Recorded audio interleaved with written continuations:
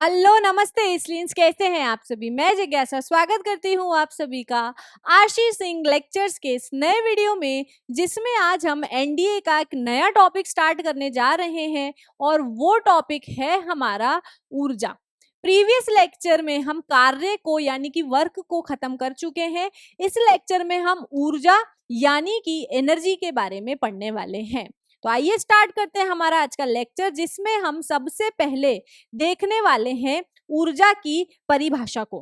ठीक है, तो जब हम ऊर्जा की परिभाषा पढ़ रहे हैं तो हमें इसे कार्य से जोड़ना पड़ेगा। कार्य हमने क्या पढ़ा था? कार्य के बारे में हमने पढ़ा है कि किसी भी वस्तु पर जब आप कोई बल आरोपित करते हो तो बल आरोपित करने से वस्तु का अगर विस्थापन होता है, भाई बल आरोपित करने पर वस्तु का विस्थापन होना जरूरी है, तो वस्तु का जो विस्थापन होता है तो वस्तु के ऊपर आरोपित बल तथा विस्थापन के गुणनफल को ही हम किसी वस्तु पर किए गए कार्य के बराबर मानते हैं।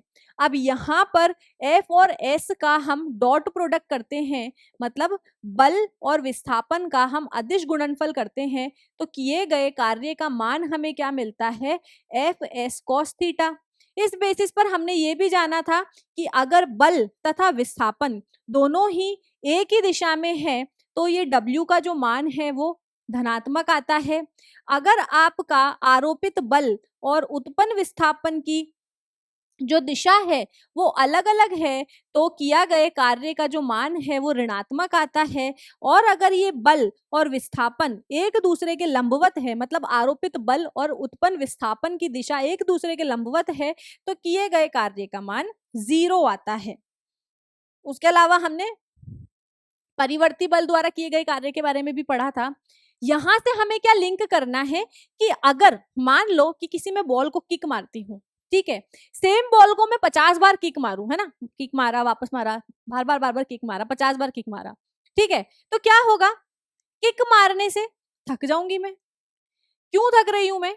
क्योंकि मैं वस्तु पर बल आरोपित कर रही हूँ। बल आरोपित करने से वस्तु विस्थापित हो रही है, जिसके कारण हम क्या कह रहे हैं कि वस्तु पर कार्य किया जा रहा है। तो जब वस्तु पर मैं कार्य कर रही हूँ तो मैं थक रही हूँ। क्यों थक रही हूँ? क्योंकि जब मैं वस्तु पर कार्य कर रही हूँ तो मैं अपनी ऊर्जा वस्तु पर खर्च कर रही हूँ।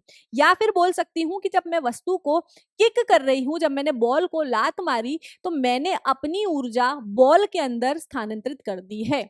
यहाँ पर ये हमारी बॉल है, ये हमारी यहाँ पर बॉल है। इस ये बॉल पहले नॉर्मल गतिज ऊर्जा, पहले जो ये हमारी बॉल थी ये विराम अवस्था में थी। पहले ये हमारी बॉल विराम अवस्था में थी। फिर क्या करा? खड़े थे हम यहाँ पर, ठीक है, फिर हमने देखा अरे वाह बॉल, और इसको क्या करा हमने? इसको हमने मारा किक। जब मैंने इस बॉल को किक मारा तो इसके ऊपर मैंने बल आरोपित किया, जिसके कारण बॉल जो है विस्थापित हो गई है। अब ये जो मेरी बॉल है ये एस दूरी से विस्थापित हुई होगी। ये जो बॉल है मेरी एस दूरी से विस्थापित हुई होगी। तो किक मारने पर जब मेरी बॉल, बल आरोपित करने पर जब मेरी बॉल विस्थापित हो गई है तो मैंने वस्तु पर कार्य कर दिया है। और जब मैं किसी भी वस्तु पर कार्य कर रही हूं तो मैं क्या कर रही हूं? ऊर्जा स्थानांतरित कर रही हूं। ठीक है, अब मान लो बॉल को किक मारते मारते मैं थक गई, और इतना ज्यादा थक गई कि अब मुझ में उस बॉल को किक मारने की क्षमता ही नहीं है ना। तो जब मुझ में एनर्जी नहीं बची है, जब मेरे में इतनी शक्ति ही नहीं बची है कि मैं उस बॉल को किक मार सकूं, दोबारा से उस बॉल पर कार्य कर सकूं, तो क्या मैं बॉल पर अपनी ऊर्जा व्यय कर पाऊंगी? नहीं कर पाऊंगी। आपको यहाँ पर रिलेट क्या करना है कि जब भी हम किसी भी वस्तु पर कार्य करते हैं तो हम क्या करते हैं? ऊर्जा का स्थानांतरण करते हैं। जब भी आप किसी वस्तु पर कार्य कर रहे हो तो आप क्या कर रहे हो?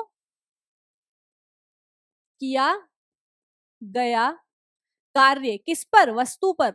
वस्तु पर किया गया कार्य बराबर होता है व्यय की गई ऊर्जा।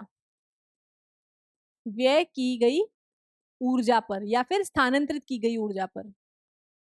आप यहाँ पर व्यय की जगह स्थानांतरित भी लिख सकते हो।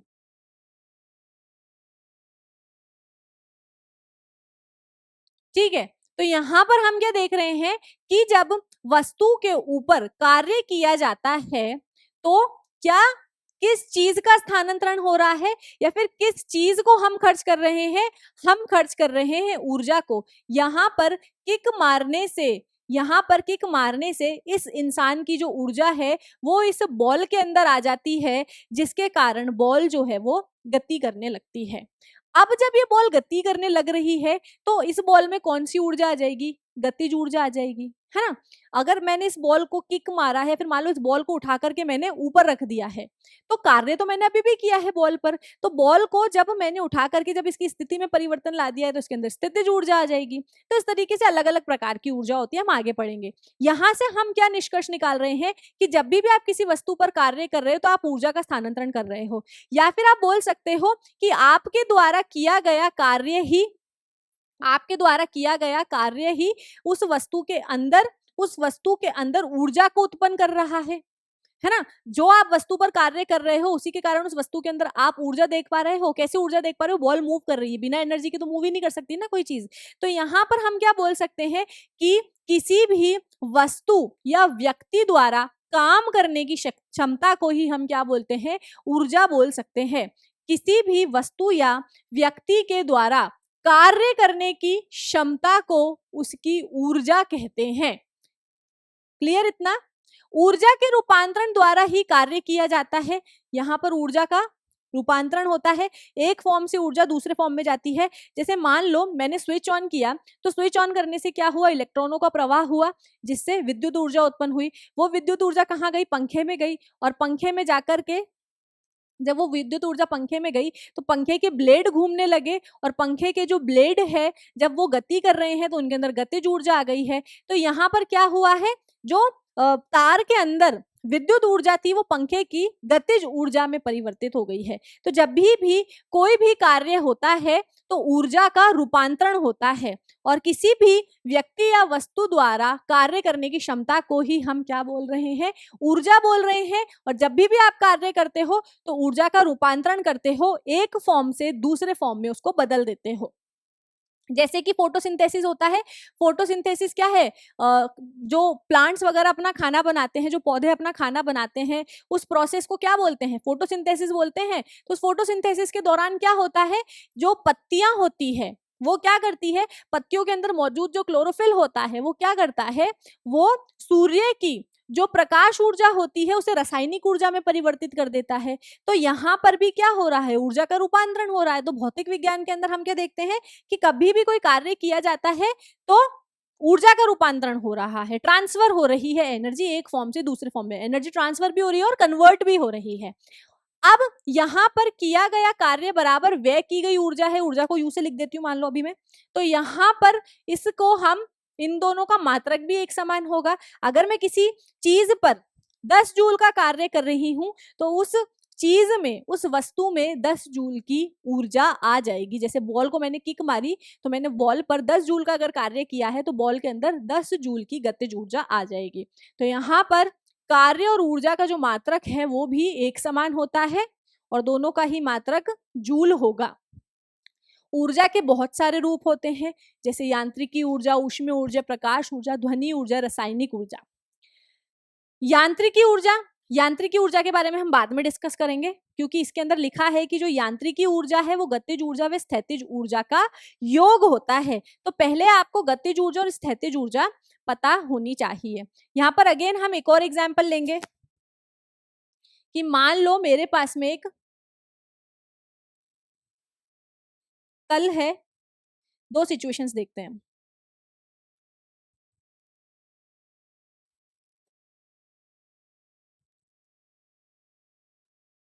और दोनों ही, यहाँ पर मैं गोल ऑब्जेक्ट इसलिए ले रही हूँ कि गोल ऑब्जेक्ट को गति कराना आसान होता है। हमने पढ़ा था ना, जो रोलिंग फ्रिक्शन होता है वो कम होता है, और जो स्लाइडिंग फ्रिक्शन होता है वो ज्यादा होता है प्रीवियस क्लास के अंदर। और यहाँ पर हमारे पास में एक वस्तु है और यहाँ पर भी हमारे पास में एक वस्तु है।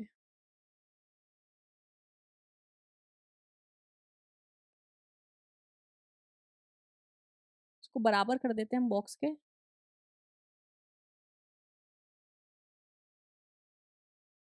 ठीक है।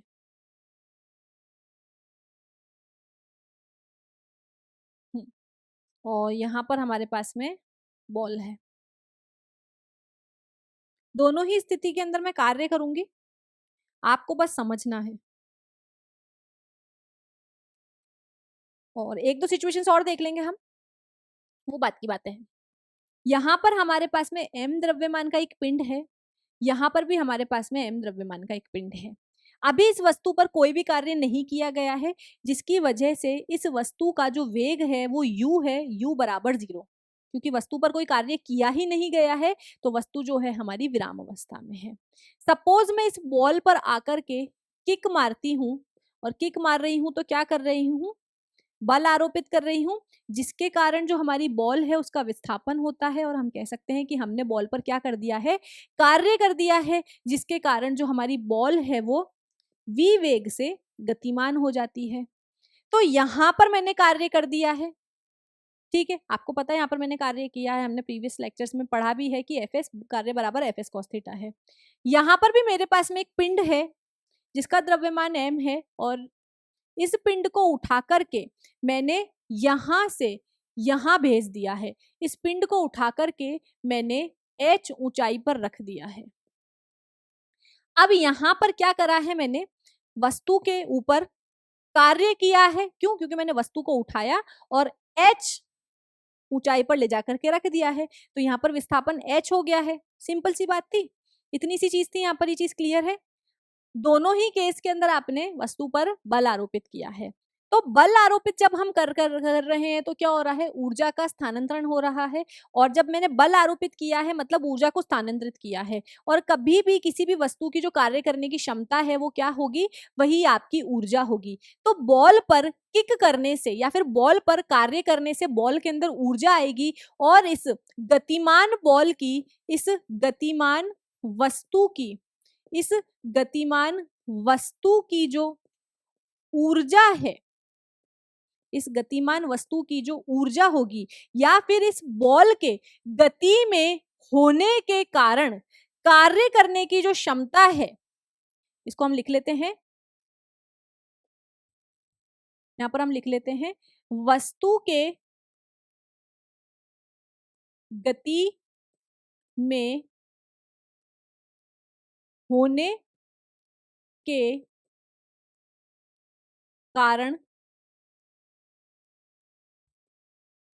कार्य करने की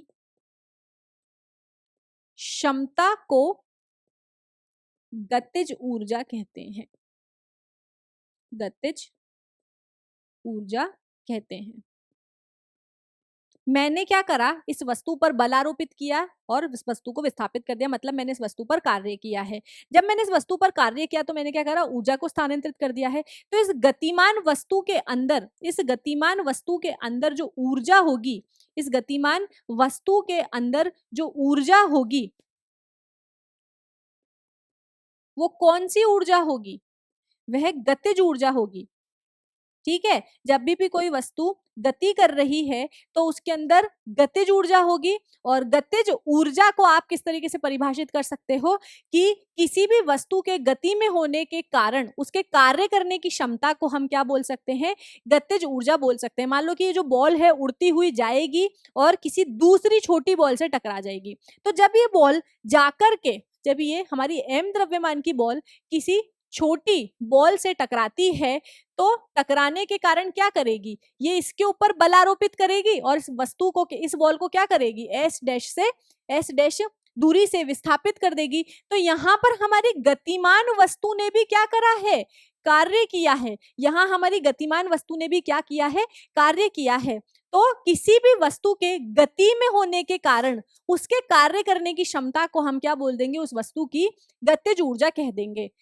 ऊर्जा क्या थी? किसी भी व्यक्ति या वस्तु के कार्य करने की क्षमता ऊर्जा है। यदि वही वस्तु आपकी गति में गति कर रही है और गति करते करते अगर वो कार्य कर रही है, तो मैं क्या बोल दूंगी कि उस वस्तु के अंदर गतिज ऊर्जा है, क्योंकि उस वस्तु में गति के कारण उस वस्तु ने किसी दूसरी वस्तु पर कार्य कर दिया है। सिंपल। जैसे इस बॉल ने, ये उड़ती हुई बॉल आकर के, बिलियर्ड्स खेलते हैं ना अपन, पूल खेलते हैं, आपने कभी गेम खेला हो, उसके अंदर यहाँ पर ऐसे होल रहते हैं और यहाँ पर हम एक व्हाइट बॉल से दूसरी छोटी छोटी, इस डंडे से हम व्हाइट बॉल को मारते हैं और इस व्हाइट बॉल को हम दूसरी छेदों के अंदर डालते हैं ना, दूसरे यहाँ पर जो हमारे होल्स मौजूद होते हैं उसके अंदर हम बॉल को भेजते हैं। तो होगा क्या यहाँ पर हम क्या देख रहे हैं कि यहाँ पर हम बॉल को ऊर्जा देते हैं उस डंडे से, ठीक है। ये जो वस्तु है हमारी, जो व्हाइट कलर की बॉल है, ये क्या करने लगती है? गति करती है और ये गति करते करते दूसरी बॉलों से टकराती है और उन दूसरी बॉलों पर कार्य करती है, जिसके कारण वो दूसरी बॉलें जो है विस्थापित हो जाती हैं। तो यहाँ पर हम क्या बोल रहे हैं कि इस बॉल के गति करने के कारण ये दूसरी बॉलों पर कार्य करती है। तो गति के कारण जब ये कार्य कर रही है तो हम क्या बोल देंगे कि इस वस्तु में क्या है? गतिज ऊर्जा है। तो गतिज ऊर्जा के कारण इसके कार्य करने की क्षमता को क्या बोल देंगे? हम वस्तु की गतिज ऊर्जा बोल देंगे। छोटा सा सिंपल सा कॉन्सेप्ट है जिसको हम यहाँ पर रिलेट करके देख लिया है हमने। नेक्स्ट क्या है? Next situation. तो यहाँ पर बल आरोपित करने पर वस्तु गति में आ गई है और वस्तु के गति के कारण जो वस्तु के अंदर कार्य करने की क्षमता है वो वस्तु की गतिज ऊर्जा हो जाएगी। दूसरी क्या है? यहाँ पर मैंने एक m द्रव्यमान का पिंड लिया है और उस पिंड को उठा करके h ऊंचाई पर रख दिया है, ठीक है। तो यहाँ पर कार्य तो मैंने यहाँ भी किया है, लेकिन यहाँ पर जो मेरी वस्तु है वो गति में नहीं आई है, उसकी सिर्फ स्थिति में परिवर्तन हो गया है। या फिर मान लो कि ये m द्रव्यमान का पिंड जो है मैंने उठा करके यहाँ रख दिया है ना, उठाया इस पिंड को उठाया और उठा करके इस पिंड को मैंने यहाँ रख दिया है। जरूरी थोड़ी है कि मैं इसको ऐसे धक्का देके स्लाइड नहीं कराया, मैंने क्या करा है? द्रव्यमान था उसको उठाया और उठा करके यहाँ रख दिया है। तो यहाँ पर क्या होगा? यहाँ पर मैंने वस्तु की स्थिति में परिवर्तन किया है और वस्तु के स्थिति में जब परिवर्तन होता है तो वस्तु के अंदर भी ऊर्जा स्टोर हो जाती है। यहाँ पर तो वस्तु के अंदर ऊर्जा है जो स्टोर नहीं हो, तो गति के रूप में बाहर आती जा रही है ना, गतिज ऊर्जा के रूप में वो व्यय होती जा रही है। यहाँ पर क्या है? मैंने वस्तु को उठाया और उठा करके किसी h ऊंचाई पर रख दिया है, तो वस्तु की स्थिति में परिवर्तन कर दिया है। तो किसी भी वस्तु की स्थिति के कारण, किसी भी वस्तु की स्थिति के कारण कार्य करने की क्षमता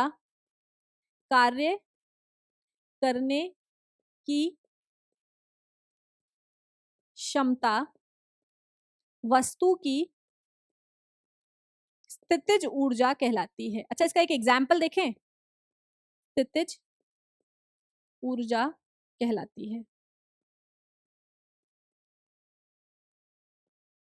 गुलेल देखिए आपने, गुलेल से आप पत्थर मारते हो ना, या फिर आपने रबड़ बैंड देखा है जो मिठाई के डब्बों में रबर बैंड लगा हुआ आता है। हम क्या करते हैं, ये कभी ना कभी मतलब शैतान बच्चे ऐसा करते ही हैं, मोस्टली जो लड़के हैं वो तो स्पेशली करते ही ऐसी हरकतें। क्या करेंगे? वो रबर है, रबर बैंड को ऐसे खींचेंगे, और खींच करके छोड़ देंगे। वो रबर बैंड क्या करेगा? आगे जाकर के किसी की गर्दन पे लगता है, किसी की हाथ पर लगता है, जिसके कारण उन्हें दर्द होता है। करी होगी ऐसी हरकतें, पता है मुझे, क्योंकि मेरे साथ भी हुई हुई है ना। तो यहाँ पर जब आप रबर बैंड को खींचते हो, जब आप उस रबड़ को खींचते हो तो आप क्या कर रहे हो? पहले रबड़ हमारा ऐसा था, आपने उस रबड़ को खींचा और कहां तक ले आए हो? यहाँ तक ले आए हो। तो आपने उस वस्तु की, उस रबर बैंड की जो स्थिति है उसमें परिवर्तन कर दिया है ना। आपने क्या करा है? इस रबर बैंड की जो स्थिति है, मान लो आपने इसको एक दूरी तक विस्थापित कर दिया है, तो आपने इसकी स्थिति में परिवर्तन कर दिया है। जैसे ही आप इस रबर बैंड को छोड़ोगे तो आपके द्वारा किया गया रबर बैंड पर जो कार्य था वो वस्तु की स्थितिज ऊर्जा के रूप में उसमें स्टोर था। मैंने रबर बैंड को खींच के रखा, तो मेरे द्वारा जो रबर बैंड पर किया गया कार्य है वो उसके स्थितिज ऊर्जा के रूप में स्टोर था। जैसे ही मैं रबर को छोड़ूंगी, वो रबर बैंड क्या करेगा? जाकर के किसी चीज से टकराएगा और उससे, अगर वो जीव सजीव होगी तो उसको लगेगी, है ना। आपका दोस्त होगा तो उसको लगेगी, चिल्लाएगा, वो क्या कर रहा है ये। तो यहाँ पर वस्तु की स्थिति के कारण वस्तु ने क्या किया है? कार्य किया है। जिसके कारण हम क्या बोल सकते हैं कि उस वस्तु के अंदर कैसी ऊर्जा थी, स्थितिज ऊर्जा थी। तो वस्तु की स्थिति के कारण अगर वस्तु के कार्य करने की क्षमता को हम क्या बोल रहे हैं, स्थितिज ऊर्जा, और वस्तु के गति के कारण वस्तु के कार्य करने की क्षमता हमको हम क्या बोल रहे हैं, गतिज ऊर्जा। तो यहाँ पर दो प्रकार की ऊर्जा होती है। अब यहाँ पर जो हमारी यांत्रिकी ऊर्जा है, जिसको हम मैकेनिकल एनर्जी बोलते हैं, ये मैकेनिकल एनर्जी या फिर यांत्रिकी ऊर्जा किसके बराबर होती है, ये वस्तु की गतिज ऊर्जा और वस्तु की स्थितिज ऊर्जा के बराबर होती है। अभी के लिए आप इस चीज को ध्यान रखो। इस चीज को आप कैसे एक्सप्लेन कर सकते हो, मान लो मेरे पास में m द्रव्यमान की कोई बॉल थी, मैं इसको उठा करके ऊपर ले गई और यहाँ पर मैंने इसको रख दिया है। इस पॉइंट पर जब मैंने बॉल को पकड़ रखा है तो इसकी गतिज ऊर्जा तो क्या है, 0, और पोटेंशियल एनर्जी इसकी मैक्सिमम है। पोटेंशियल एनर्जी को हम mgh से बताते हैं, अभी बताऊंगी कैसे आएगा ये, है ना, mgh से बताते हैं। और जब मैंने इस बॉल को छोड़ा तो जब ये बॉल नीचे आ रही थी तो नीचे आते ही जो सबसे नीचे वाला पॉइंट था, इस पॉइंट पर इस वस्तु की जो गतिज ऊर्जा है वो सबसे अधिकतम थी। काइनेटिक एनर्जी को हम हाफ mv² से लिखते हैं, और पोटेंशियल एनर्जी h0 होने के कारण जो पोटेंशियल एनर्जी है वो 0 हो गई है। ठीक है, अभी हम इसको भी प्रूफ करेंगे कि कैसे होता है। अभी आपको बस इतना ध्यान रखना है। तो यहाँ हमें क्या ध्यान रखना है कि किसी भी वस्तु की जो मैकेनिकल, इस बॉल की जो यांत्रिकी ऊर्जा है वो सदैव इस बॉल की या फिर उस वस्तु की गतिज ऊर्जा और उसी वस्तु की स्थितिज ऊर्जा के योग के बराबर होता है। आगे हम इन चीजों को डिटेल में डिस्कस करेंगे, लेकिन अभी इस स्टेटमेंट का यही मतलब है कि किसी भी वस्तु की जो यांत्रिकी ऊर्जा है वो यांत्रिकी ऊर्जा वस्तु की गतिज तथा स्थितिज ऊर्जा के योग के बराबर होता है। यहाँ पर आप इस चीज को नोट करेंगे। नेक्स्ट टॉपिक पे आएंगे।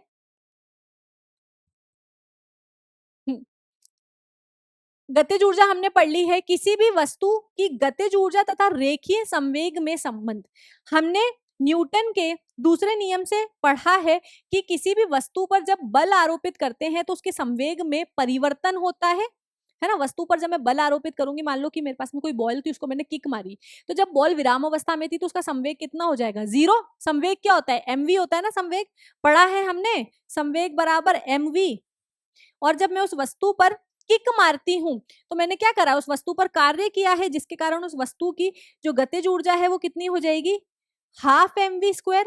यहाँ पर इस वस्तु के, भाई बल आरोपित किया है ना, बल आरोपित करने से वस्तु गतिमान हो गई है, जिसके कारण हम क्या बोल देंगे कि वस्तु के अंदर गतिक ऊर्जा है जिसे हम हाफ mv² बोल रहे हैं, और वस्तु के संवेग में भी परिवर्तन आया है बल आरोपित करने से, जिसको हम mv बोल रहे हैं। ठीक है, डेल्टा से अभी मैं इसको शो नहीं कर रही हूँ, मैं सिर्फ बोल रही हूँ कि वस्तु का जो संवेग है वो mv है। तो दोनों के बीच में क्या संबंध है, यहाँ पर हम इस संबंध को निकालेंगे, यहाँ पर हम इस संबंध को निकालेंगे। ठीक है, तो यहाँ पर हमें क्या मालूम है, वस्तु की जो गतिज ऊर्जा होती है, बहुत छोटा सा यही कर रही हूं मैं, हाफ mv², क्या होगी, हाफ mv²। ऊपर नीचे हम इस इक्वेशन को m से भाग तथा गुणा करेंगे, m से भाग तथा गुणा करेंगे। हमारे पास में क्या हो जाएगा, भाई मैं m से मल्टीप्लाई और डिवाइड कर रही हूँ तो इसमें कोई फर्क थोड़ी पड़ेगा, है ना, बैलेंस रहेगा एक्सप्रेशन। तो हाफ mv² पहले था, मैंने क्या करा, m से मल्टीप्लाई करा और m से डिवाइड कर दिया है। ठीक है, जब मैंने इसको हाफ mv² से मल्टीप्लाई और डिवाइड किया है तो मेरे पास में ये चीज क्या हो गई है, मेरे पास में ये चीज हो गई है के ई बराबर, भाई ये m और ये m कितना हो जाएगा, इसको थोड़ा बड़ा लिख देते हैं,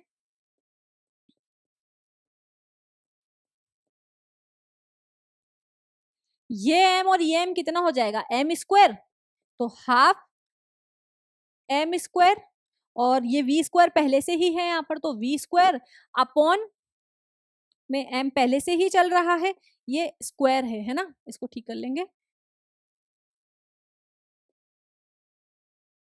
m² v² upon 2m। mv क्या होता है, mv हमारा होता है मास इनटू वेलोसिटी।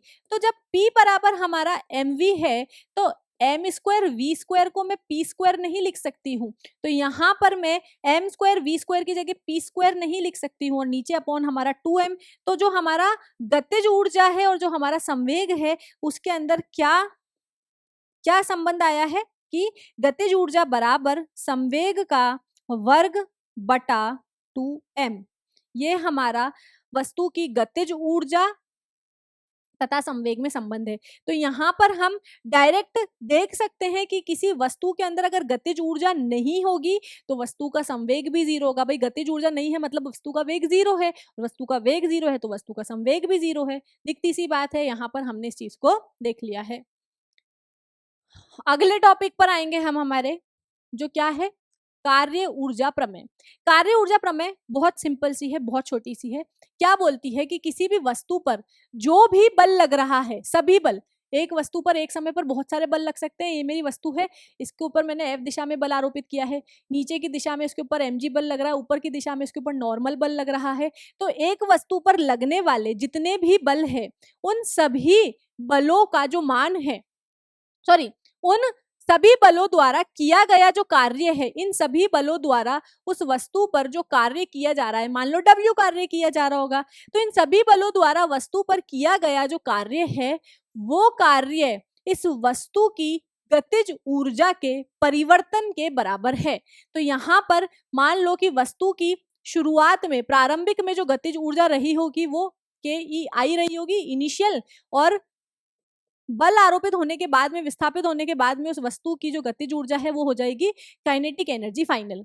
तो कार्य ऊर्जा प्रमेय क्या बोलती है कि सभी बल द्वारा किए गए कार्य का जो मान है वस्तु की गतिज ऊर्जा के अंतर के बराबर होता है। सिंपल से, अगर आपको बोला है कि कोई वस्तु है, उस वस्तु का जो वेग है वो 2 मीटर प्रति सेकंड से 5 मीटर प्रति सेकंड हो गया है, और वस्तु का जो द्रव्यमान है वो 5 न्यूटन, सॉरी, वस्तु का जो द्रव्यमान है वो 5 किलोग्राम का था, तो उस वस्तु के ऊपर किए गए कार्य का मान बताओ। तो यहाँ पर आपको सिंपली क्या करना होगा, आपको यहाँ पर वस्तु का, मैंने क्या बोला है कि वस्तु का जो द्रव्यमान था वो 5 किलोग्राम था, जो वस्तु का द्रव्यमान है, सॉरी, जो वस्तु का वेग है वो परिवर्तित हो गया है। मान लो कि बाद में 10 हो गया है और पहले कितना था, पहले इसी वस्तु का जो वेग था वो 5, मान लो 5 स्क्वायर था,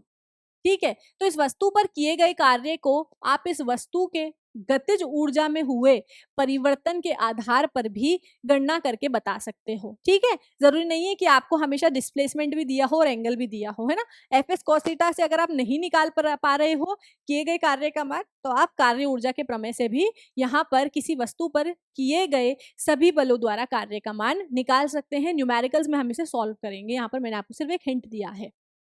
अब किसी वस्तु की स्थिति के कारण उसमें जो कार्य करने की क्षमता होती है वो उस वस्तु की स्थितिज ऊर्जा कहलाती है। ये मैं आपको पहले बता चुकी हूँ। स्थितिज ऊर्जा को हमने 3 पार्ट्स में डिवाइड किया है। कौन कौन सी स्थितिज ऊर्जा होती है? गुरुत्वीय स्थितिज ऊर्जा, जो गुरुत्वाकर्षण बल के कारण लगती है।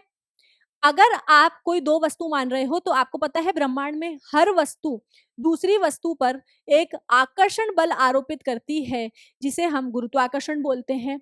तो किसी एक दूसरे पर गुरुत्वाकर्षण बल लगाने वाले द्रव्यमान कणों की एक दूसरे के सापेक्ष स्थिति निकाय में संचित कुल ऊर्जा के गुरुत्वीय ऊर्जा कहलाती है। भाई किसी सिस्टम के अंदर अगर मान लो आपके ये 2 पिंड हैं M1 और M2, ये पिंड क्या कर रहे हैं, एक दूसरे पर, ये जो M1 और M2 द्रव्यमान के पिंड है ये एक दूसरे के ऊपर गुरुत्वाकर्षण बल लगा रहे हैं, और गुरुत्वाकर्षण बल लगाने के कारण इनकी जो स्थिति होगी, गुरुत्वाकर्षण बल लगाने के कारण इनकी जो स्थिति है, इस स्थिति को, ये स्थिति किसी एक निकाय के अंदर, मतलब हम मान रहे हैं कि यहाँ पर कोई और एक निकाय, क्यों बोला है, हम मान रहे हैं कि यहाँ पर सिर्फ ये 2 ही पिंड है और ये 2 ही पिंड एक दूसरे के ऊपर गुरुत्वीय बल लगा रहे हैं, गुरुत्वाकर्षण बल लगा रहे हैं। तो गुरुत्वाकर्षण बल लगाने के कारण ये अपने आप को किसी एक स्थिति में मेंटेन कर लेंगे, और उस स्थिति में आने के बाद में इनके अंदर जो स्थितिज ऊर्जा होगी आप उसको इस सूत्र से बता सकते हो, ठीक है। ये तो दो वस्तुओं के सापेक्ष हो गया है, यहाँ पर कोई और तीसरी वस्तु नहीं है, क्योंकि अगर यहाँ पर तीसरी वस्तु आ जाएगी ना तो फिर उन तीनों के अंदर आपस के अंदर गुरुत्वीय बल लगने लग जाएगा, इसलिए हमने यहाँ पर सिर्फ दो वस्तुओं के सापेक्ष इसको लिया है। डेरिवेशन सिलेबस में नहीं है इसलिए हम डिटेल में नहीं जा रहे हैं, सिर्फ हमारे फॉर्मूला से जो मान है वो निकालने के लिए पूछा जाएगा। अब अगर मान लो कि कोई द्रव्यमान है, उसको मैंने पृथ्वी की सतह से उठा करके h ऊंचाई पर रख दिया है, तो उसके अंदर कितना गुरुत्वीय मान आएगा? तो यहाँ पर m द्रव्यमान की वस्तु है, उसको उठा करके मैंने, ये होता है किया गया कार्य एफ एस कॉस थीटा। अब यहाँ पर वस्तु के ऊपर जो mg बल है वो नीचे की तरफ लग रहा है, गुरुत्वाकर्षण बल तो हमेशा नीचे की ओर लगता है, तो यहाँ पर बल लग रहा है नीचे की दिशा में, तो माइनस का साइन लगा लूंगी क्योंकि मैंने गुरुत्वीय बल के विपरीत दिशा में कार्य किया है। तो मेरे द्वारा जो बल लगाया गया है वो कैसा हो जाएगा? माइनस mg हो जाएगा। कितना विस्थापन कराया है? h ऊंचाई पर उठा करके रखा है, और यहाँ पर बल लगाया है मैंने, जो गुरुत्वीय बल है वो लग रहा है मेरा नीचे की दिशा में, और यहाँ पर एक चीज हमें ध्यान रखनी है कि वस्तु के ऊपर बल लग रहा है mg नीचे की दिशा में, और वस्तु के अंदर जो विस्थापन हो रहा है वो कहाँ हो रहा है? ऊपर की दिशा में। तो यहाँ पर mg और विस्थापन कितना हुआ? h, और जो आपका बल और विस्थापन है वो दोनों एक दूसरे की विपरीत दिशा में है, तो cos 180 आ जाएगा, तो cos थीटा हो जाएगा, cos थीटा 180 हो जाएगा, तो माइनस के अंदर मान होगा, मतलब आपका जो मान है वो कितना हो जाएगा? mgh। यहाँ पर माइनस का साइन क्या दिखा रहा है? कि जो आपका कार्य है, जो आपका विस्थापन है वस्तु का, वो बल की विपरीत दिशा में हुआ है। अब आप बोलोगे कि मैम यहाँ पर जो u आ रहा है वो तो mgh आ रहा है, तो बच्चों वो u जो है आपका mgh इसलिए आ रहा है क्योंकि यहाँ पर सबसे पहली बात तो है एक बल की बात हो रही है। यदि m द्रव्यमान के द्रव्य कण को पृथ्वी की सतह से h ऊंचाई पर लिया जाए तब गुरुत्वीय स्थितिज ऊर्जा जो है वो कितनी हो जाएगी? इस वस्तु के अंदर जो स्थितिज ऊर्जा स्टोर होगी वो पृथ्वी की गुरुत्वाकर्षण बल के विपरीत दिशा में होगी, तो यहाँ पर माइनस mg का मान जो है यहाँ पर इसको बैलेंस कर देगा। लेकिन अगर हम स्थितिज ऊर्जा की परिभाषा को अगर देखते हैं तो भौतिक विज्ञान में हम ये पाएंगे कि यहाँ पर स्थितिज ऊर्जा के परिवर्तन को परिभाषित किया गया है, पर्टिकुलरली किसी भी वस्तु की स्थितिज ऊर्जा को परिभाषित नहीं किया गया है, चाहे वो गुरुत्वीय स्थितिज ऊर्जा हो, चाहे स्प्रिंग के लिए हो, चाहे किसी और चीज के लिए हो। तो यहाँ पर हम स्थितिज ऊर्जा का डेरिवेशन देखेंगे।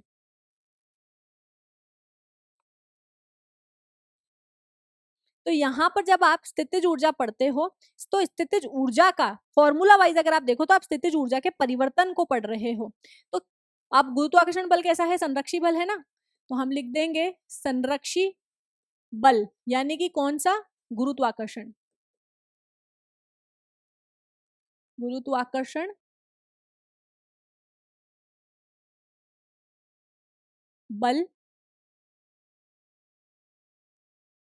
द्वारा किया गया कार्य।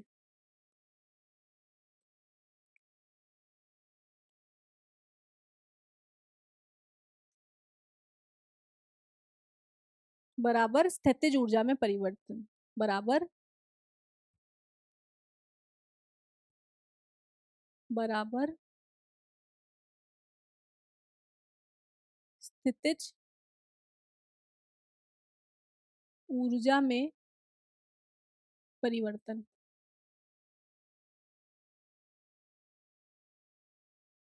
स्थितिज ऊर्जा में परिवर्तन को हम डेल्टा से शो कर सकते हैं, और वस्तु द्वारा किए गए कार्य को हम डब्ल्यू सी लिख सकते हैं क्योंकि कंजर्वेटिव बल है, और इस चीज को हमने पढ़ा है कि संरक्षी बल द्वारा किया गया जो कार्य है वो माइनस डब्ल्यू के बराबर होता है। संरक्षी बल द्वारा किया गया जो कार्य है वो, मतलब यहाँ वस्तु की ऊर्जा में जो परिवर्तन होगा वो संरक्षी बल द्वारा किए गए कार्य के ऋणात्मक चिन्ह के बराबर होगा। अभी इस चीज को हम प्रूफ भी करेंगे।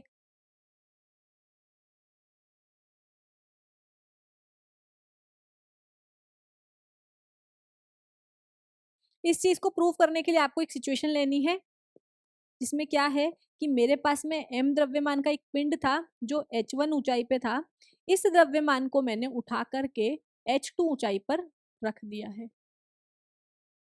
इस वस्तु को उठा करके मैंने h2 ऊंचाई पर रख दिया है। गुरुत्वीय स्थितिज ऊर्जा। अब गुरुत्वीय स्थितिज ऊर्जा क्या है? गुरुत्वाकर्षण बल के कारण किसी भी वस्तु की जो स्थितिज ऊर्जा होगी वो उसकी गुरुत्वीय स्थितिज ऊर्जा होगी। यहाँ पर हम मानेंगे कि मान लो कि हमारे पास में एक सिस्टम है, इस सिस्टम के अंदर इस निकाय, सिस्टम मतलब निकाय, इस निकाय के अंदर कोई दो पिंड है। यहाँ पर इसने निकाय क्यों फिक्स कर दिया है?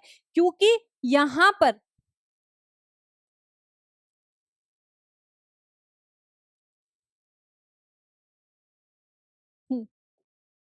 इस निकाय का द्रव्यमान m1 है और इस पिंड का जो द्रव्यमान है वो m1 है और इस पिंड का जो द्रव्यमान है वो m2 है। हम जानते हैं कि जो गुरुत्वाकर्षण बल है वो एक तरीके का आकर्षण बल है। अब यहाँ पर ये वस्तु m1 वस्तु m2 पर गुरुत्वाकर्षण बल लगाएगी और m2 वस्तु m1 वस्तु पर गुरुत्वाकर्षण बल लगाएगी और गुरुत्वाकर्षण बल के कारण एक दूसरे को अपनी तरफ खींचेंगे। अब यहाँ पर दोनों ही वस्तु जब एक दूसरे के ऊपर गुरुत्वाकर्षण बल लगा रही है तो दोनों एक दूसरे को बैलेंस करके एक फिक्स पोजीशन में आ जाएंगे, एक स्थिति में आ जाएंगे और गुरुत्वाकर्षण बल के कारण, एक निकाय के अंदर गुरुत्वाकर्षण बल के कारण दोनों द्रव्य कणों के एक दूसरे के सापेक्ष जो स्थिति होगी, मतलब गुरुत्वाकर्षण बल के कारण एक दूसरे को बैलेंस करके जिस स्थिति में ये आ रहे हैं, उस बल को हम उस निकाय की जो कुल संचित ऊर्जा होगी, यहाँ पर उस निकाय की जो कुल संचित ऊर्जा होगी उसे हम यहाँ पर गुरुत्वीय स्थितिज ऊर्जा बोल देंगे। गुरुत्वाकर्षण बल के कारण ये द्रव्यमान एक दूसरे के सापेक्ष एक दूसरे की स्थिति, गुरुत्वाकर्षण बल के कारण एक दूसरे को एक स्थिति में बैलेंस कर लेंगे और उस स्थिति में आने के बाद में इस द्रव्यमान की अपनी खुद की एक स्थितिज ऊर्जा होगी और इस द्रव्यमान की अपनी खुद की एक स्थितिज ऊर्जा होगी। तो यहाँ पर इन दोनों द्रव्यमानों की इस निकाय के अंदर जो स्थितिज ऊर्जा होगी वो क्या होगी? U बराबर माइनस का Gm1m2 बटा R। यहाँ पर माइनस का साइन क्या बता रहा है? माइनस का साइन यहाँ पर आकर्षण बल को दिखा रहा है। दूसरी बात क्या है कि इन दोनों वस्तुओं के मध्य जो दूरी है वो r है और यहाँ पर निकाय इसलिए फिक्स कर दिया, एक सिस्टम इसलिए बना दिया क्योंकि सिस्टम के अंदर सिर्फ दो ही कण मौजूद है। अगर तीसरा कण आएगा तो फिर उसके कारण इन तीनों के बीच में जो गुरुत्वाकर्षण बल लगेगा वो अलग होगा और उसके कारण जो स्थितिज ऊर्जा होगी फिर वो अलग होगी। मान लो हमारे पास में कोई पिंड है m द्रव्यमान का और उस m द्रव्यमान के पिंड को उठा करके जब मैं h ऊंचाई पर रख देती हूँ तो m द्रव्यमान के पिंड को h ऊंचाई पर रखने के कारण इस m द्रव्यमान के पिंड का जो इस m द्रव्यमान के पिंड की जो स्थितिज ऊर्जा होगी वो हमारी mgh के बराबर होगी। किसके बराबर होगी? mgh के बराबर होगी।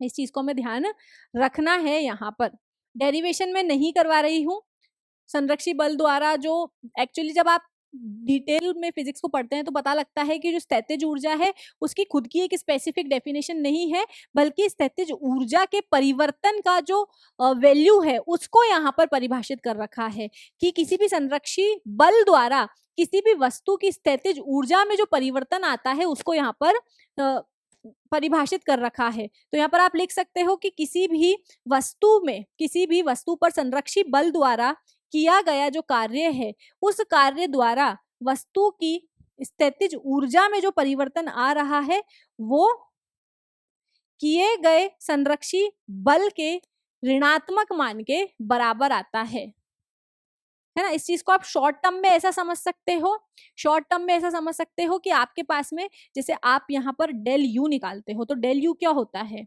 यू एफ माइनस यू आई, मतलब अंतिम में जो वस्तु का प्रारंभिक वेग होगा, अंतिम में जो वस्तु की स्थिति होगी और प्रारंभ में जो वस्तु की स्थिति होगी। अब वस्तु के ऊपर गुरुत्वाकर्षण बल तो वही mg लग रहा होगा। प्रारंभ में जो वस्तु की हाइट थी वो यहाँ पर h1 थी और यहाँ पर क्या थी? h2 थी। तो यहाँ पर हम क्या लिख देंगे कि h2 हाइट पर या फिर h हाइट पर जो हमारा बल है, यहाँ पर h2 बराबर h ही कर दो ना, जो हाइट है हमारी h ही कर लो, इसको छोड़ो, इसको h ही कर लो ना, h हाइट है और ये h1 हाइट है। और शुरुआत में जो वस्तु की हाइट थी वो कितनी थी? h1 थी। अब h1 जो हाइट है हमारी 0 के बराबर है, ठीक है, h1 हाइट हमारी 0 के बराबर है तो ये पूरी टर्म हमारी 0 हो जाएगी। तो यहाँ पर हम क्या लिख देंगे कि यहाँ पर जो हमारा मान होगा वो किसके बराबर हो जाएगा? वस्तु की स्थितिज ऊर्जा में जो अंतर आया है वो किसके बराबर हो जाएगा? mgh के बराबर हो जाएगा। तो यहाँ पर भी ये अंतर ही है, लेकिन यहाँ पर हमने मान लिया कि जो धरती की सतह है उस पर किसी भी वस्तु का जो स्थितिज ऊर्जा होता है वो 0 होता है, जिसके कारण फिर उसको हम डायरेक्ट mgh ही लिखते हैं। और इस चीज को भी सिद्ध करने के लिए हम एक एग्जाम्पल देख सकते हैं। यहाँ पर हम एक एग्जाम्पल देखेंगे।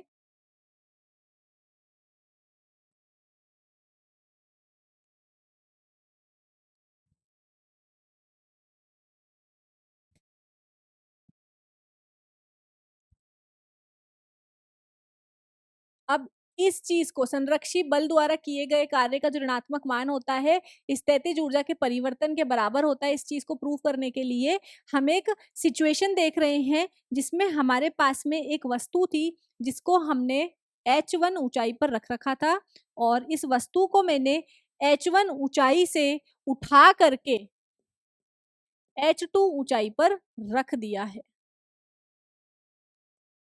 ठीक है, तो यहां पर वस्तु की जो स्थितिज ऊर्जा है उसमें कितना परिवर्तन आया है? तो मैं बोल दूंगी कि वस्तु की जो अंतिम अंतिम स्थितिज ऊर्जा थी और वस्तु की जो प्रारंभिक स्थितिज ऊर्जा थी उन दोनों का अंतर ही वस्तु की स्थितिज ऊर्जा के बराबर है। वस्तु की जो स्थितिज ऊर्जा में परिवर्तन आया है उसके ही बराबर है। यहाँ पर U से हम इसको लिख रहे हैं। स्टार्टिंग में जो वस्तु की स्थितिज ऊर्जा थी वो कितनी थी? स्टार्टिंग में वस्तु की जो स्थितिज ऊर्जा थी वो कितनी थी? देखो, स्थितिज ऊर्जा का मान क्या होता है? mg इंटू ऊंचाई। स्टार्टिंग में वस्तु की ऊंचाई कितनी थी? h1, तो यहाँ पर h1 हो जाएगा। और सॉरी, एंड वाला लिखना है यहाँ पर। तो बाद में जो वस्तु की ऊंचाई थी वो हमने कहाँ उठा करके रख दिया? उसको h2 हाइट पर रख दिया। तो ऊंचाई बाद में कितनी हो गई वस्तु की? h2, और शुरुआत में जो वस्तु थी वो हमारी कहाँ पड़ी थी? h1 ऊंचाई पर पड़ी थी, तो यहाँ हो जाएगा h1। तो यहाँ हम क्या लिख देंगे कि डेल यू बराबर, यहाँ से mg आप कॉमन ले लोगे तो कितना हो जाएगा? h2 minus h1। तो यहाँ पर वस्तु की स्थितिज ऊर्जा में जो स्थिति बदलने के कारण वस्तु की जो स्थितिज ऊर्जा में परिवर्तन आया है वो तो हमारे पास में ये हो गया है। अब हम यहाँ पर देखते हैं कि संरक्षी बल जो कि गुरुत्वाकर्षण बल है उसके द्वारा किया गया कार्य। भाई यहाँ पर तो हमने इसको एनर्जी के टर्म्स में डिफाइन किया है। अब मैं बोल रही हूँ कि जब मैंने वस्तु को उठाकर h1 ऊंचाई से h2 ऊंचाई पर रखा है तो मैंने इसके ऊपर कोई ना कोई कार्य भी किया है, और ये जो कार्य है ये कौन सा कार्य है? संरक्षी बल द्वारा कार्य, क्योंकि गुरुत्वाकर्षण बल एक संरक्षी बल है जो कि पथ पर निर्भर नहीं करता है। आप कोई से भी पथ से ले जाओ, वस्तु के अंदर किए गए कार्य का जो मान है वो हमेशा एक जैसा ही आएगा। अब यहाँ पर हमें पता है कि कार्य बराबर क्या होता है? F S cos theta. यहाँ पर वस्तु के ऊपर एक mg बल लग रहा है नीचे की तरफ, और यहाँ पर वस्तु को उठा करके मैंने h1 से उठा करके h2 पर रखा है। तो वस्तु के अंदर विस्थापन कितना हुआ है? वस्तु के अंदर ऐसे बोल दूं मैं कि h2 माइनस h1 विस्थापन हो गया है। वस्तु का विस्थापन कितना हुआ है? यहाँ पर विस्थापन कितना हो जाएगा? h2 minus h1। तो वस्तु के ऊपर लगने वाला बल कौन सा है? mg बल है। वस्तु के अंदर विस्थापन कौन सा हुआ है? h2 माइनस h1 विस्थापन हुआ है। और जो थीटा है यहाँ पर वो कितना हो जाएगा? भाई विस्थापन हो रहा है ऊपर की दिशा में, बल लग रहा है नीचे की दिशा में 180। cos 180 का मान कितना होता है? माइनस का 1।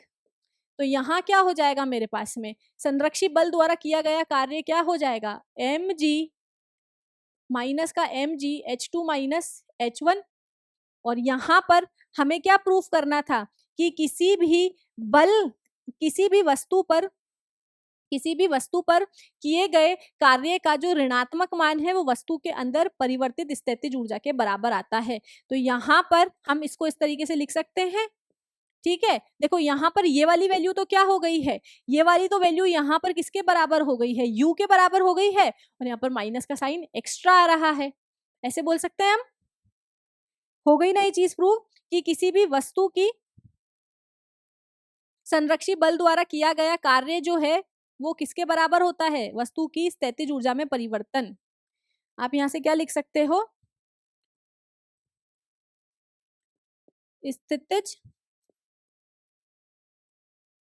किसी भी वस्तु की स्थितिज ऊर्जा में जो परिवर्तन आता है वो किसके बराबर होता है?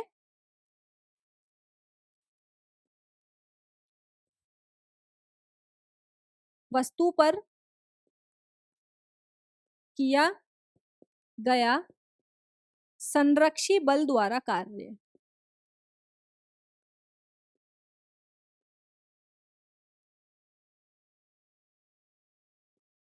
यहाँ पर ये आंसर आ गया हमारा। हमें यहाँ पर और क्या चीज ध्यान रखनी है कि किसी भी वस्तु पर जब आप बल आरोपित कर रहे हो या फिर किसी भी वस्तु पर जब आप कार्य कर रहे हो तो कार्य करने के कारण आपका क्या होगा? ऊर्जा का स्थानांतरण होगा। अब जब आपकी दूसरी वस्तु गति में आ गई है तो किसी भी वस्तु में गति के कारण काम करने की जो क्षमता उत्पन्न हो रही है वो वस्तु की गतिज ऊर्जा हो जाएगी। फिर हमने स्थितिज ऊर्जा पढ़ा कि किसी भी वस्तु की स्थिति के कारण जो काम करने की क्षमता होती है वो वस्तु की स्थितिज ऊर्जा होती है। स्थितिज ऊर्जा को हमने 2 पार्ट में मतलब 3 पार्ट में हम इसको पढ़ेंगे। सबसे पहले हमने गुरुत्वीय स्थितिज ऊर्जा पढ़ा है कि किसी भी निकाय के अंदर जब 2 पिंड है तो वो 2 पिंड अपने एक दूसरे के ऊपर गुरुत्वाकर्षण बल लगा रहे हैं और गुरुत्वाकर्षण बल लगाने के कारण वो जिस स्थिति में आ जाएंगे उस स्थिति में उन वस्तुओं की जो स्थितिज ऊर्जा होगी उसको आप किस फॉर्मूले से दे सकते हो? U बराबर -G m2 बटा r के बराबर दे सकते हो।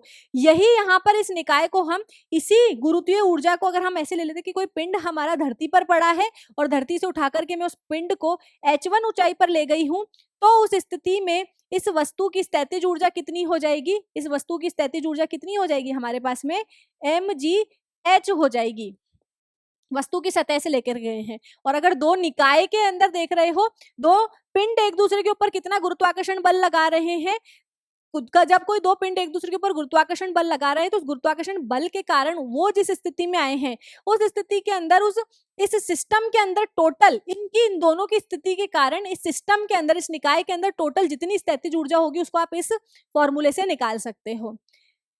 धरती पर पृथ्वी की सतह पर किसी कण को अगर आप h ऊंचाई पर ले जा रहे हो तब गुरुत्वीय स्थितिज ऊर्जा का मान आप इस सूत्र से निकाल सकते हो। ठीक है। अब यहाँ पर अगर मैंने आपको बोला कि आप डीप फिजिक्स में पढ़ोगे तो आपको पता लगेगा कि यहाँ पर स्थितिज ऊर्जा का जो एग्जैक्ट डेफिनेशन है, जो परिभाषा है वो नहीं दे रखा है।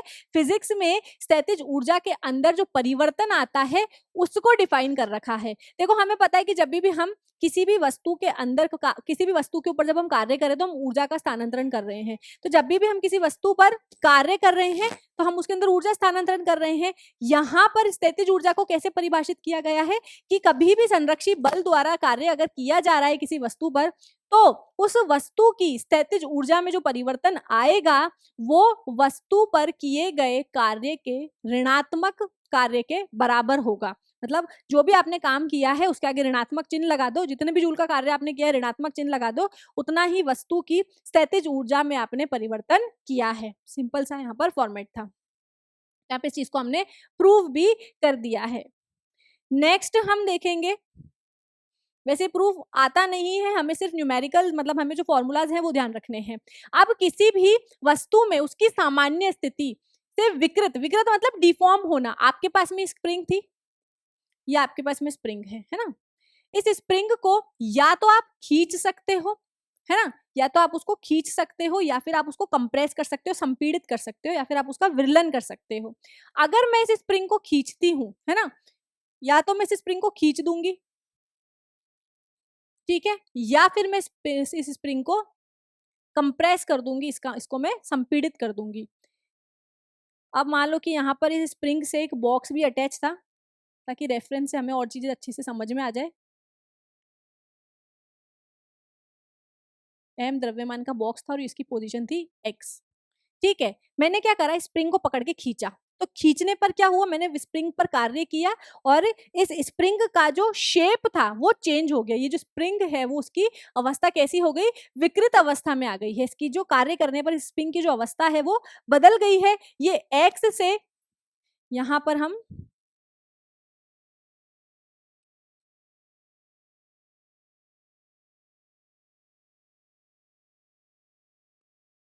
मान लेते हैं ये एक्स कोई एक्स आई पोजीशन होगी और यहाँ पर अगर मैं संपीड़न कर रही हूँ तो ये कोई मेरी दूसरी एक्स एफ पोजीशन होगी। अभी हम डेरिवेशन नहीं कर रहे हैं, हम सिर्फ सिचुएशंस देख रहे हैं कि यहाँ पर वस्तु के ऊपर जब हमने कार्य किया है, इस स्प्रिंग के ऊपर कार्य किया है, तो या तो हम इसको खींच सकते हैं या फिर हम इसको दबा सकते हैं, जिसके कारण इसकी जो स्थिति है उसके अंदर वो स्थिति जो है इसकी विकृत हो जाएगी। और जब आप इस स्प्रिंग को छोड़ोगे, जैसे मैंने स्प्रिंग को खींचा और छोड़ा, तो आपको पता है स्प्रिंग वापस अंदर की तरफ जाएगी।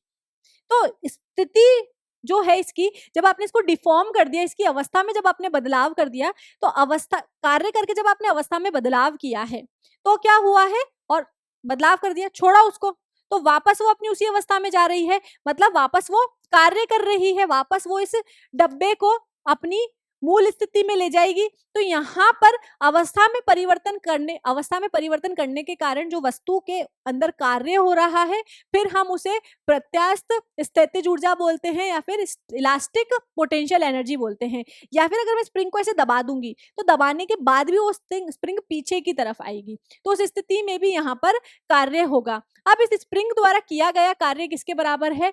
U बराबर हाफ kx² के बराबर है, या फिर आप इसको हाफ fx भी बोल सकते हो, या फिर आप इसे f² बटा 2k भी बोल सकते हो। अब ये कैसे आया है भाई, ये हम देख लेते हैं, ये हम यहां पर देख लेंगे। थोड़ा सा समझ लेते हैं, डेरिवेशन याद नहीं करना है, पर हुआ कैसे है वो हमें पता होना चाहिए।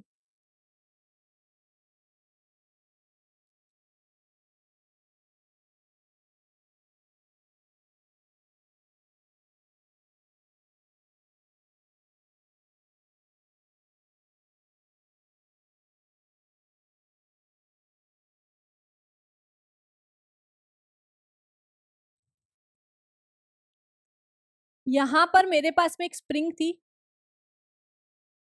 ये उसकी नॉर्मल पोजीशन है, ये उसके लिए x बराबर 0 है। इस स्थिति के अंदर स्प्रिंग की जो स्थितिज ऊर्जा है, वो स्प्रिंग की जो स्थितिज ऊर्जा है वो कितनी है?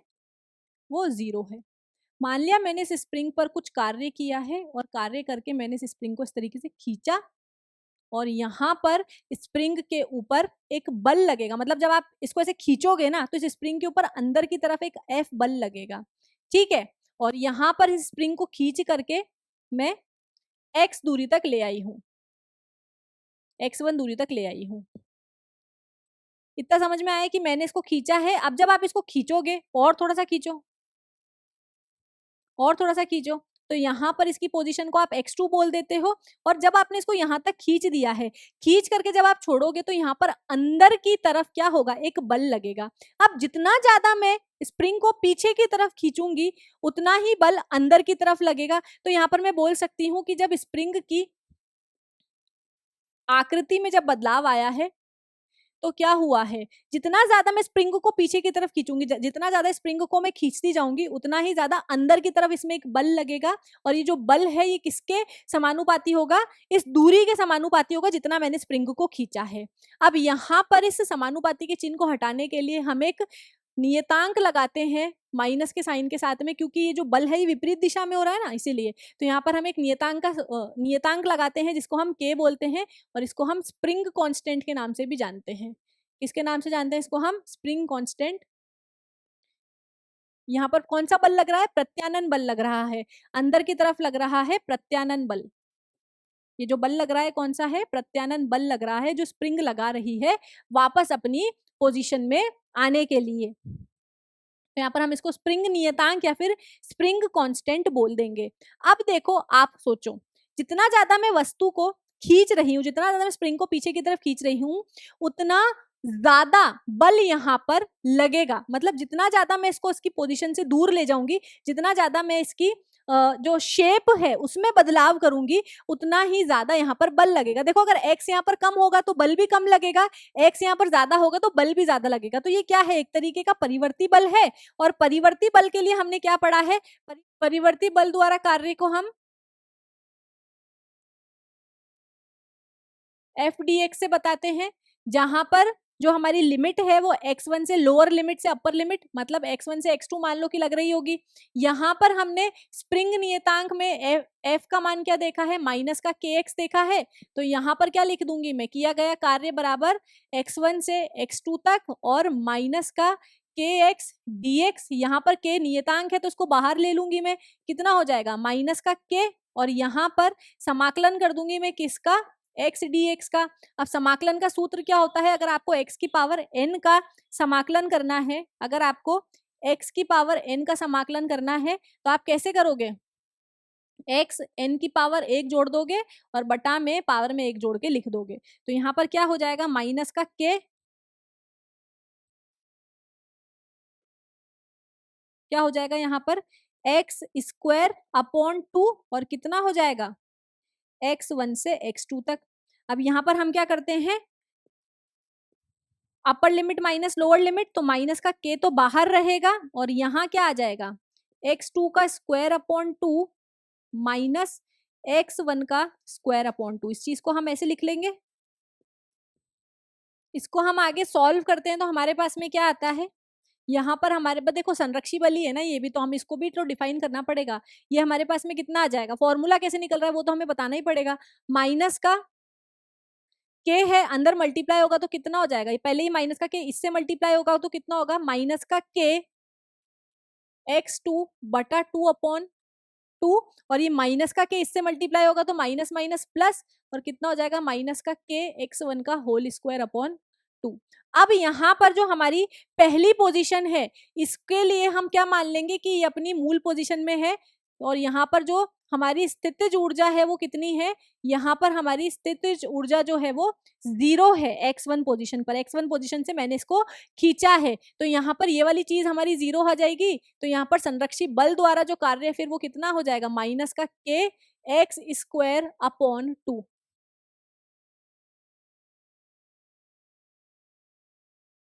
ठीक है, इसको प्रॉपरली लिख लेते हैं हम। और यहाँ पर संरक्षित बल द्वारा किया गया जो कार्य में परिवर्तन आया है वो कितना आ गया है, वो ये कार्य में परिवर्तन ही तो आया है। अभी 1-0 हो गया तो उसमें हमारी कोई गलती नहीं है, लेकिन ये क्या है, परिवर्तन ही तो आया है। ये संरक्षित बल द्वारा कार्य किए गए कार्य में परिवर्तन ही आया है, और यहाँ पर इस परिवर्तन को हम संरक्षित बल के बराबर लिख रहे हैं। तो यहाँ पर हमने क्या देखा था, ये संरक्षित बल द्वारा किए गए कार्य में परिवर्तन आ गया है हमारे पास में। यहाँ पर पीछे हमें रिजल्ट क्या दिया हुआ है, U बराबर, U क्या है हमारा, ये बल ही, ये जो ऊर्जा है ना वही है हमारी जो इलास्टिक पोटेंशियल एनर्जी है, प्रत्यास्थ स्थितिज ऊर्जा जो है इसको यहाँ पर U से बता रखा है। तो स्थितिज ऊर्जा को हमेशा मोस्ट ऑफ देखोगे आप U से ही बताया जाएगा। यहाँ पर ये किसके बराबर आ गया है, हाफ के एक्स स्क्वायर के अंदर, और यहाँ पर भी जो वैल्यू है हमारी किसके बराबर आई है, हाफ के एक्स स्क्वायर के बराबर आई। तो कार्य के रूप में है। यहाँ पर अगर आप ऊर्जा को लिखोगे तो क्या लिखोगे, हाफ के एक्स स्क्वायर। इसको भी आप चाहो तो डिफाइन कर सकते हो जैसे हमने किसके लिए किया था, जैसे हमने स्थितिज ऊर्जा के लिए, गुरुत्वीय स्थितिज ऊर्जा के लिए किया था। यहाँ पर हमारा इनिशियल वाला जो फर्स्ट वाला फेज था उसकी हमने ऊर्जा जो है वो 0 मान ली थी, इसलिए यहाँ पर यू का वैल्यू जो है हमारा हाफ के एक्स स्क्वायर आ गया है। अब इसको हम हाफ एफ एक्स के रूप में भी लिख सकते हैं। क्यों, क्योंकि यहाँ पर इसने के की वैल्यू पुट कर ली है। के की वैल्यू इसने क्या पुट करी है, के की वैल्यू है हमारी, यहाँ पर हम हमारे पास में वैल्यू था, एफ का कितना वैल्यू था हमारे पास में, एफ का वैल्यू था हमारे पास में एफ बराबर माइनस का के एक्स। तो यहाँ पर के एक्स था। अब इसने क्या किया है, यहाँ पर के का मान रख लिया है। के का मान यहाँ से क्या आ जाएगा, के का मान यहाँ से आ जाएगा एफ बटा एक्स, और यहाँ पर जब इसने के का मान एफ बटा एक्स रखा है, एफ बटा एक्स यहाँ पर इसने के का मान रखा है, तो एक्स स्क्वायर से एक्स स्क्वायर कट गया और हमारी ये वैल्यू आ गई है। इसी तरीके से अगर आप एक्स का मान रखोगे तो आपके पास में ये वाली वैल्यू आ जाएगी। तो परेशान नहीं होना, आपको सिर्फ इतना से याद रखना है कि किसी भी स्प्रिंग पर जब आप बल लगाते हो तो बल लगाने, जब भी आप ऐसा मानो कि जब भी किसी स्प्रिंग पर जब आप कार्य कर रहे हो तो कार्य करने की वजह से उसकी स्थिति से वो विकृत अवस्था में आ जाएगी, और इस विकृत अवस्था में आने के कारण वो क्या करेगी, वापस उसी अपनी नॉर्मल वाली जो पोजीशन है उसमें जाने की कोशिश करेगी। अब जब वो नॉर्मल वाली पोजीशन में जाने की, अपनी मूल अवस्था में जाने की कोशिश करेगी, तो उसके ऊपर अंदर की तरफ एक बल लगता है जिसके कारण उसकी अवस्था में वापस बदलाव आएगा। वो क्या करेगी, x2 पोजीशन से वापस x1 पोजीशन में आएगी, और वो जो बल है वो किसके बराबर होता है, F बराबर माइनस के kx के बराबर होता है। अब यहां पर उसकी विकृत अवस्था में से मूल अवस्था में आने पर जो यहां पर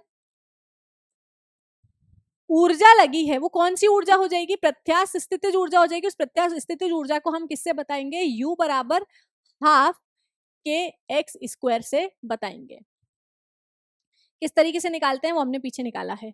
यहां पर विद्युत स्थितिज ऊर्जा, कोई आवेशित कण जब एक दूसरे के सापेक्ष किसी एक स्थिति में आकर के मेंटेन होते हैं तो सिस्टम के अंदर जो टोटल ऊर्जा होगी, उस निकाय की जो टोटल ऊर्जा होगी, उस निकाय के अंदर दो यहाँ पर पार्टिकल्स है, आवेशित कण है, ये दो आवेशित कण एक दूसरे के ऊपर विद्युत स्थितिज ऊर्जा लगाएंगे और विद्युत स्थितिज ऊर्जा के कारण ये दोनों एक दूसरे के एक पोजीशन में बैलेंस कर लेंगे। अब जब एक दूसरे को इन्होंने एक पोजीशन में बैलेंस कर लिया है, एक स्थिति के अंदर ये आ गए हैं, तो निकाय के अंदर, इस पूरे सिस्टम के अंदर जो टोटल एनर्जी होगी, उस एनर्जी को हम क्या बोल देंगे, इस एनर्जी को, इस सिस्टम की पूरी एनर्जी को हम क्या बोल देंगे, निकाय की विद्युत स्थितिज ऊर्जा। इन दोनों कणों के ऊपर क्या लग रहा है, विद्युत स्थितिज ऊर्जा लग रही है, जिसके कारण इन दोनों कणों ने एक दूसरे को एक पोजीशन में बैलेंस कर लिया है, और उस पोजीशन में अपने आप को बैलेंस करने के बाद में ये जिस स्थिति में है, उस स्थिति के कारण इनके ऊपर जो ऊर्जा लग रही है वो कौन सी ऊर्जा हो जाएगी, विद्युत स्थितिज ऊर्जा हो जाएगी। और सिस्टम के अंदर जो टोटल विद्युत स्थितिज ऊर्जा होगी उसे हम इस सूत्र से बता सकते हैं, U बराबर 1/4 pi epsilon not Q1 multiply by Q2 बटा R स्क्वायर। इस सूत्र से हम यहाँ पर इस निकाय के अंदर टोटल जितनी विद्युत स्थितिज ऊर्जा है उसकी गणना हम यहाँ कर सकते हैं। अगेन हमारे जो एनडीए वाला सिलेबस है उसके अंदर डेरिवेशन नहीं है, सिर्फ फॉर्मूला है, फॉर्मूला लगा करके आंसर निकालना है, इसलिए हम इसके डेरिवेशन में नहीं जा रहे हैं। ऊर्जा संरक्षण का नियम क्या बोलता है, ये नियम बोलता है कि किसी भी निकाय के अंदर जो ऊर्जा है वो ना तो ही नष्ट हो सकती है, ना ही आप उस ऊर्जा को बना सकते हैं। ऊर्जा जो है केवल एक रूप से दूसरे रूप में परिवर्तित हो सकती है। इस नियम के अनुसार ऊर्जा को ना तो उत्पन्न किया जा सकता है और ना ही नष्ट किया जा सकता है, परंतु ऊर्जा को एक रूप से दूसरे रूप में बदला भी जा सकता है, जैसा कि मैंने लेक्चर की स्टार्टिंग में आपको एग्जाम्पल दिया था इसका। यांत्रिकी ऊर्जा संरक्षण का नियम क्या बोलता है कि संरक्षी बलों के प्रभाव में, है ना, घर्षण बल की अनुपस्थिति, मतलब घर्षण बल कैसा है, घर्षण बल हमने पढ़ा था ना, वो असंरक्षी बल है।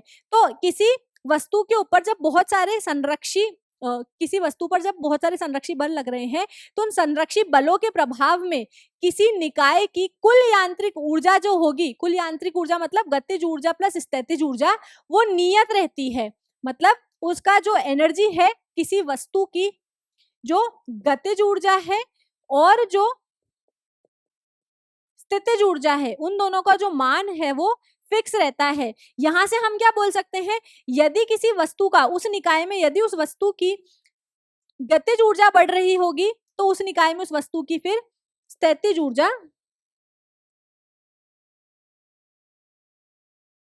उस वस्तु की जो स्थितिज ऊर्जा है वो कम होती जाएगी। और यदि उसी निकाय के अंदर अगर वस्तु की स्थितिज ऊर्जा बढ़ती जाएगी तो वस्तु की जो गतिज ऊर्जा है वो कम होती जाएगी। तो हम इस तरीके से इस चीज को यहाँ पर लिख सकते हैं। तो ये था जो हमारा टॉपिक ऊर्जा से जुड़ा हुआ, कितने प्रकार की ऊर्जा होती है हमने वहां यहाँ पढ़ लिया है, और किस तरीके से हम इनका फॉर्मूला बना सकते हैं वो भी हमने देखा है, जहां जरूरी था वहां मैंने बता दिया है। तो आज के लेक्चर में बस हम इतना ही पढ़ेंगे बच्चों, मिलती हूँ आपसे अगले लेक्चर में नए टॉपिक के साथ में। तब तक के लिए पढ़ते रहिए, ख्याल रखिए अपना, बाय बाय।